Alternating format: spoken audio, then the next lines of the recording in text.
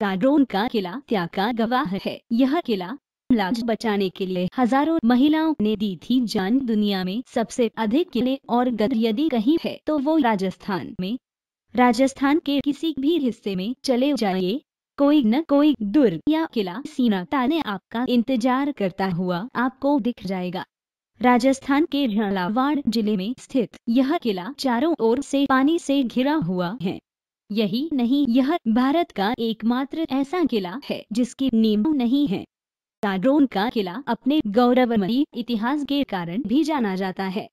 सैकड़ों साल पहले जब यहाँ के शासक अचलदास खिलजी मालवा के शासक हौशन शाह से हार गए थे तो यहाँ की राजपूत महिलाओं ने खुद को दुश्मनों से बचाने के लिए जौहर जिंदा जला दिया था। सैकड़ों की तादाद में महिलाओं ने मौत को गले लगा लिया था। इस शानदार धरोहर को यूनेस्को ने वर्ल्ड हेरिटेज की सूची में भी शामिल किया है।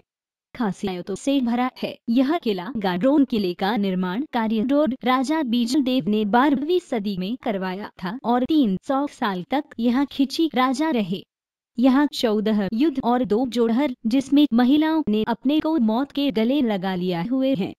यह उत्तरी भारत का एकमात्र ऐसा किला है जो चारों ओर से पानी से घिरा हुआ है। इस कारण इसे जल दुर्ग के नाम से भी पुकारा जाता है। यह एकमात्र ऐसा किला है जिसके 3 परकोटे हैं। सामान्यतया सभी किलों के 2 ही परकोटे हैं। इसके अलावा यह भारत का एकमात्र ऐसा किला है जिसे बगैर नींवों के तैयार किया गया है। बुर्ज पहाड़ियों से मिली हुई है। आखिर क्यों जलना पड़ा था हजारों महिलाओं को? अचलदास खिलजी मालवा के इतिहास प्रसिद्ध गाड्रोन के अंतिम प्रतापी नरेश थे। मध्यकाल में गाड्रोन की संपन्नता एवं समृद्धि पर मालवा में बढ़ती मुस्लिम शक्ति की गिद्ध जैसी नजर सदैव लगी रहती थी। 1423 इत्यादि में मांडू के सुल्तान हौशंग शाह ने 30,000 घुड़सवार, 84 हाथी व अनगिनत पैदल सेना, अनेक अमीर राव व राजाओं के साथ इस गढ़ को घेर लिया। अपने से कई गुना बड़ी सेना तथा उन्नत अस्त्रों के सामने जब अचलदास को अपनी पराजय निश्चित जान पड़ी तो उन्होंने कायरतापूर्ण आत्मसमर्पण के स्थान पर राजपूती परंपरा में वीरता से लड़ते हुए वीरगति को प्राप्त हुए। दुश्मन से अपनी असमत की रक्षा के लिए हजारों महिलाओं ने मौत को गले लगा लिया था। आखिर क्यों सैकड़ों वर्षों तक अचलदास के पलंग को किसी ने हाथ नहीं लगाया? हौशंग शाह जीत के बाद अचलदास की वीरता से इतना प्रभावित हुआ कि उसने राजा के व्यक्तिगत निवास और अन्य स्मृतियों से कोई छेड़छाड़ नहीं किया। सैकड़ों वर्षों तक यह दुर्ग मुसलमानों के पास रहा, लेकिन न जाने किसी भय या आदर से किसी ने भी अचलदास के शयन कक्ष में से उसके पलंग को हटाने या नष्ट करने का साहस नहीं किया। 1950 तक यह पलंग उसी जगह पर लगा रहा। कई दिनों तक आती रही पलंग पर राजा के सोने और हुक्का पीने की आवाज। रेलवे में सुपरिटेंडेंट रहे ठाकुर जशवंत सिंह ने इस पलंग के बारे में रोचक बात बताई। उनके चाचा मोती सिंह जब गाड्रोन के किलेदार थे तब वे कई दिनों तक इस किले में रहे थे। उन्होंने स्वयं इस पलंग और उसके जीर्ण शीर्ण बिस्तरों को देखा था। उन्होंने बतलाया कि उस समय लोगों की मान्यता थी कि राजा हर रात आकर इस पलंग पर शयन करते हैं। रात को कई लोगों ने भी इस कक्ष से किसी के हुक्का पीने की आवाजें सुनी थी। पलंग के पास रोज मिलते थे 5 रुपए। हर शाम पलंग पर लगे बिस्तर को साफ कर व्यवस्थित करने का काम राज्य की ओर एक नाई करता था और उसे रोज सुबह पलंग के सिरहाने 5 रुपए रखे मिलते थे। कहते हैं एक दिन रुपए मिलने की बात नाई ने किसी से कह दी, तब से रुपए मिलने बंद हो गए। लेकिन बिस्तरों की व्यवस्था जब तक कोटा रियासत रही बदस्तूर चलती रही। कोटा रियासत के राजस्थान में विलय के बाद यह परंपरा धीरे धीरे समाप्त होने लगी। मौत की सजा के लिए होता था इसका प्रयोग। किले के 2 मुख्य प्रवेश द्वार हैं।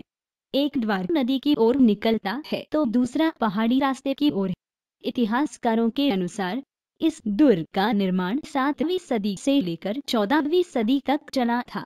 पहले इस किले का उपयोग दुश्मनों को मौत की सजा देने के लिए किया जाता था।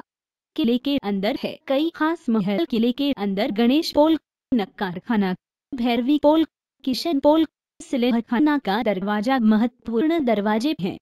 इसके अलावा दीवान ए आम, दीवान ए खास, जनाना महल, मधुसूदन मंदिर, रंग महल आदि दुर्ग परिसर में बने अन्य महत्वपूर्ण ऐतिहासिक स्थल हैं।